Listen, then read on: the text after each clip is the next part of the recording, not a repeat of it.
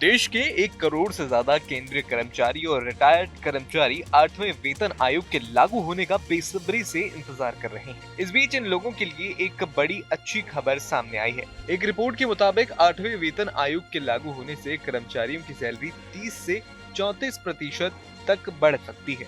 Brokerage firm ambit capital ने अपनी report में दावा किया कि 8वां वेतन आयोग से कर्मचारियों की सैलरी और पेंशनर्स की पेंशन में 30 से 34% तक की बढ़ोतरी हो सकती है।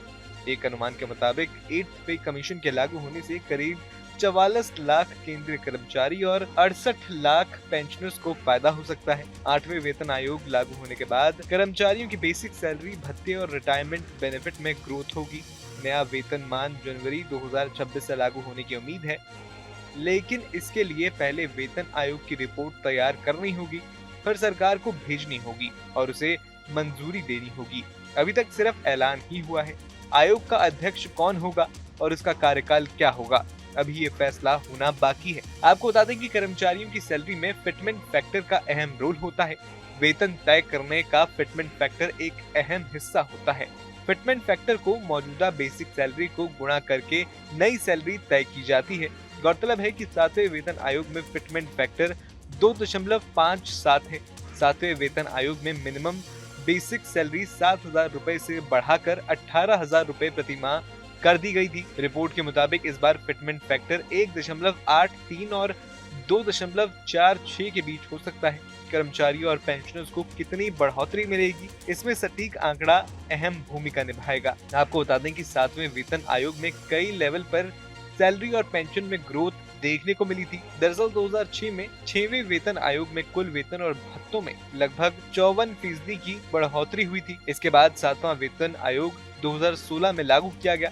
तब बेसिक सैलरी में 14.3% और अन्य भत्ते जोड़ने के बाद पहले साल में करीब 23% की ग्रोथ दिखाई गई थी। महंगाई भत्ता हर वेतन आयोग के साथ चर्चा का केंद्र रहता है। वर्तमान में डीए 50% से अधिक हो चुका है और संभावना है कि इसे मूल वेतन में मिला दिया जाएगा। इससे डीए रीसेट हो जाएगा, जिसका असर कर्मचारियों की सैलरी पर पड़ेगा।